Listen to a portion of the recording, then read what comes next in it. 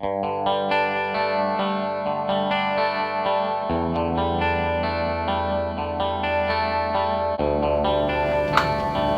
YouTube and welcome back. In this video we're going to be talking about lifter preload.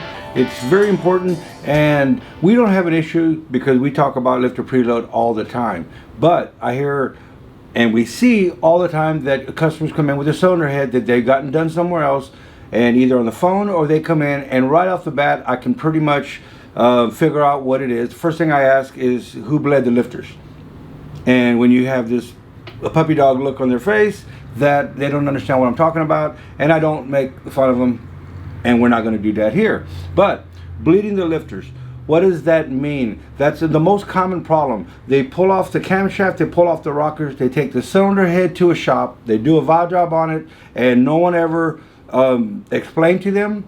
And I kind of see it, but I don't see it, because to me, if we don't educate the customer while he's here, I can just see the future. And I can't see the future, but I know what's going to happen.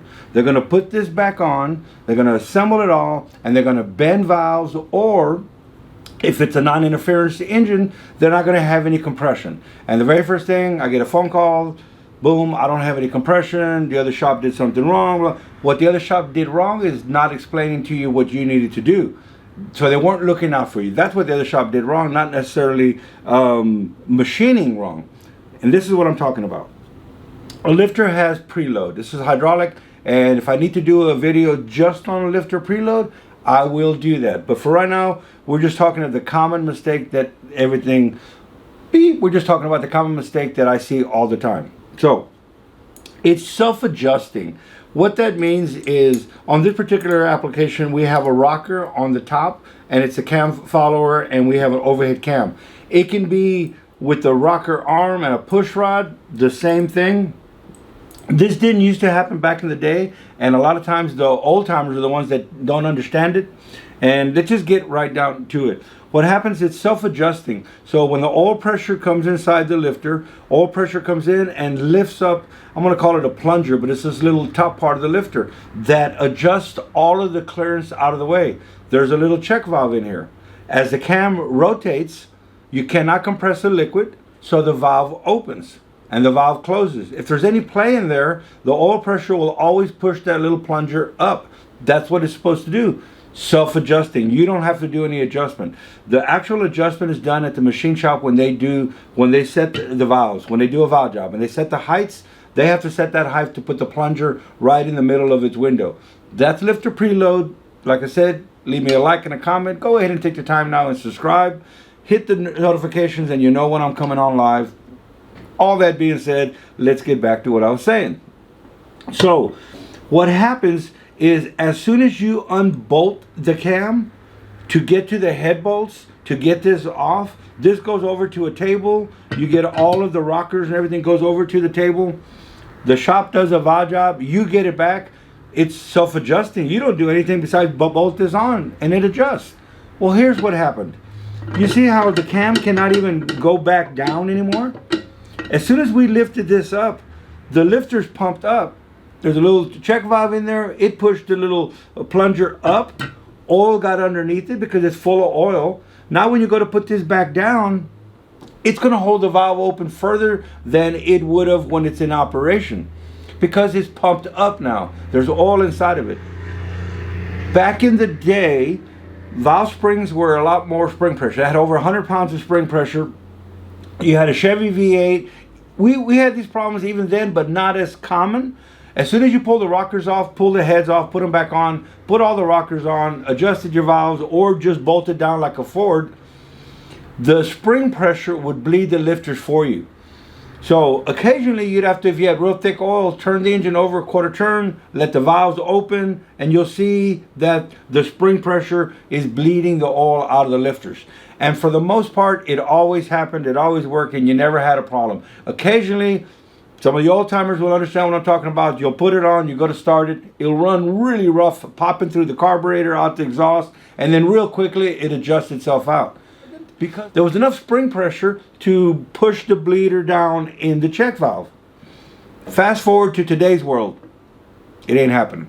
The springs are a lot softer. It's a beehive spring. This has a beehive spring. If you need to understand what a beehive spring is, you know the drill. Leave me a comment. I might make a video. What a beehive spring is, it's a progressive spring rate. So it doesn't have as much seat pressure. We're trying to save camshafts. It's a totally different subject, but we're still talking about the camshaft. There's more on cams that we can talk all day long just on camshafts.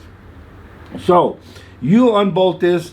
They pump up like they're supposed to do to be self-adjusting. Now you put this back on and you put the caps on, and what happens, it holds the valves open. The springs aren't going to bleed the oil out of there. It just ain't going to happen. So as soon as you go to start it, if you don't bend the valves, because they're now held open a lot further than they're supposed to be open, then it may not even start. It's popping through the car, popping out the exhaust. You're getting all kinds of check engine lights on. Your wife's looking at you like, what's going on? Maybe it's your husband. That's the problem. You call the shop, the heads are coming back off. You call another shop, they don't know what they're doing. We're fast forward to full circle. Here we are. So what do we need to do?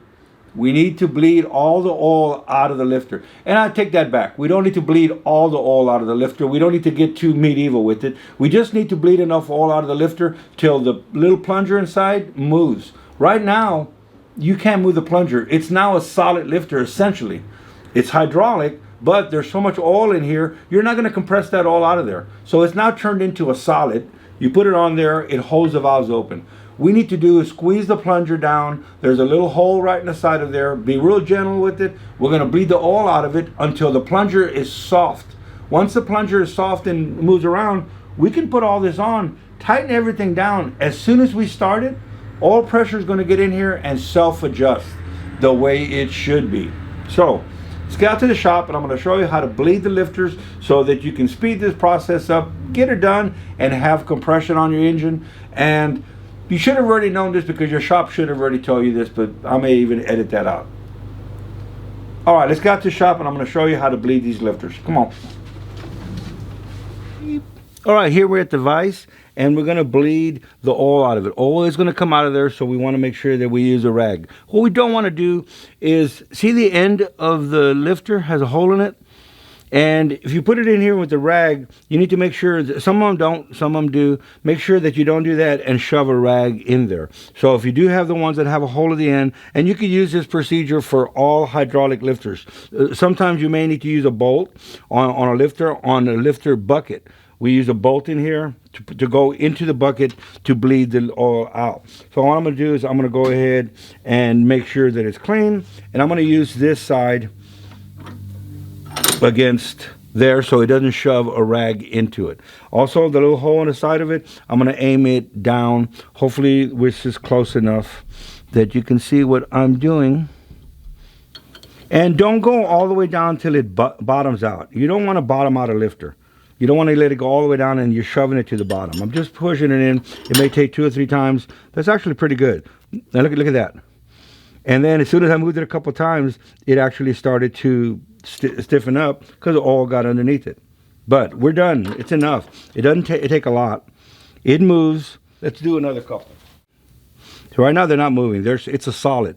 Oil is in there, and you're not going to squeeze that oil out of there. Not with your hand, you're not. Like I said, even the spring isn't going to do it. But here I can just slightly put pressure on it. Go slow. You can do it more than once if you need to. Now I can feel that it don't have any pressure on it. All excellent. Look what's come out of it.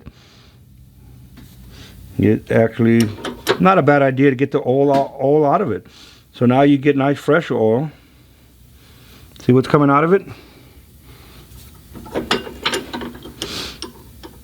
There you go. And so now when you start it, fresh oil is going to go in the lifter. And you got rid of some of this dirty oil. It's like bleeding brakes. You're going to bleed the oil out of it, and now fresh oil will get in there. When you first start the vehicle, you'll hear the rockers clatter for about not even 15 seconds. It's going to go click, click, click, and then it's going to self-adjust. And it's like putting a brand new set of lifters in. Oil is dripping out of them. I can look at that. See what's coming out of it? All the dirty oil is coming out. Not a bad deal. We'll get nice fresh oil. We'll go into it. Look at that. And that's what I'm talking about. all that oil. So I'm getting all that oil out of it. That's why I put the little oil hole aiming down. And look how much oil came out of those. So there you go. Nice and spongy. I'm loving it.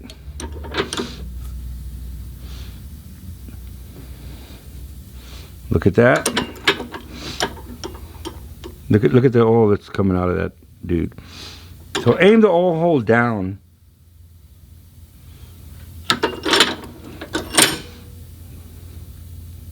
Yep. Perfect. There we go. We got a couple more.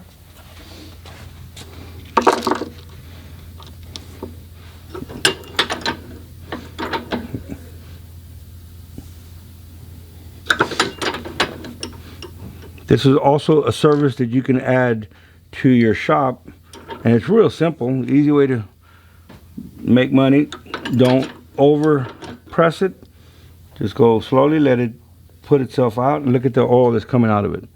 So we're getting rid of the oil, especially if you have a blown head gasket and you got a milkshake and you got a lot of dirty oil and stuff. Go ahead and get that out of there. Look at that.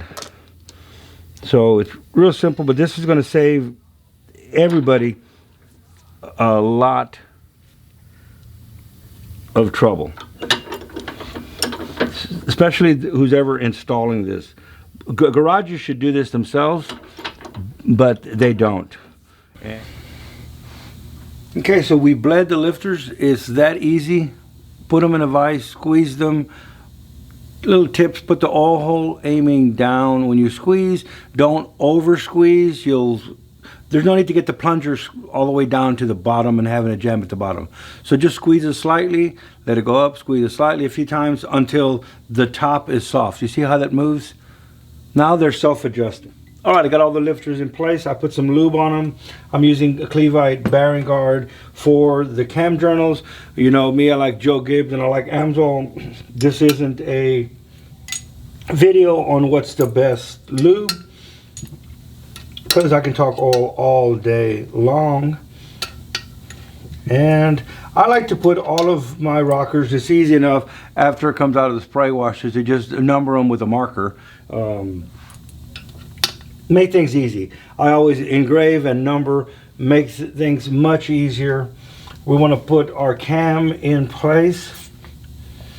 In the engines that have the head bolts underneath the cam, then we'll just put the cams on and leave the cam loose, because the customer's going to have to pull the cam off in the rockers to torque his head. In this particular head, you can get to the cam bolts. But you can also see now that this can be tightened up all the way and it's not opening any valves. Why? Because we bled the oil out of the lifters. When before, I showed you on the table, when just putting the cam in there, you can't put the cam back down. So when you torque it, the cam caps, the valves are going to open. Now I can put the cam all the way down and we don't have any issue with opening any valves. So that's basically it. I'm going to go ahead and put some lube under here as well on the top. They don't take any cam bearings. These are marked 1, 2, 3, and 4, aiming to the front. We're getting a little sidetracked, but arrows to the front, bolts in. We'll put a little oil on the bolts, we'll torque them down. All right, let's get up to the front. We'll finish up this video and we'll see you up front.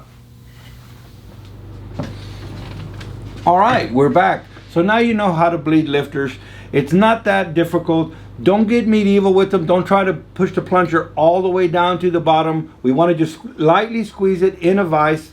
I've showed you how to do that now. Get some of the oil out of it until the top is soft and you bled the oil out of it. Now when you bolt it on, it's self-adjusting. You're going to have compression. You're going to be happy. You're putting the valve covers back on and you're done, and you don't have to go back in and pull the heads off. Go back to the shop and tell them they did something wrong. All right, I hope this has been helpful. If nothing else, entertaining. Tell your buds, tell your friends. Don't forget about your dogs, your chickens, and your cats. Actually, I'm getting back to work and I think I'm going out that way.